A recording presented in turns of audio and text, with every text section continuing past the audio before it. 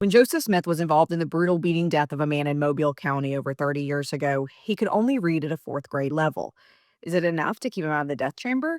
Federal judges say yes, but Alabama says no. And that's exactly what Alabama Attorney General Steve Marshall is planning to ask the U.S. Supreme Court when they hear arguments in the case. While we likely won't get a decision in the case anytime soon, whatever the justices do decide in the case could impact death row cases nationwide. Here are the basics you need to know. Smith was convicted in 1998 of the murder of Dirk Van Dam the year before.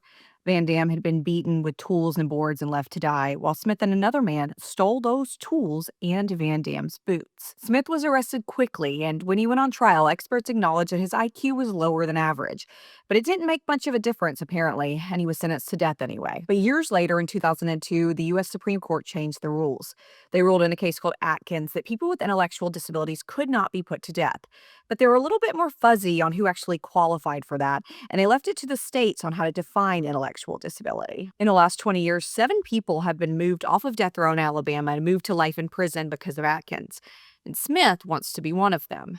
His lawyer sued, and federal judges agreed that Smith should spend the rest of his natural life behind bars instead of being executed. But Alabama disagreed and said that if Smith's 5 IQ scores were measured differently, if they were averaged or taken into account as a whole, then he would have a high enough IQ for the death penalty. The AG's office asked the High Court to take a look at the case, and they agreed. Both sides are headed to Washington, D.C. to make their arguments. Head on over to AL.com for more on the Smith case and stay tuned for how the justices react. I'm Ivana Hrinke with AL.com.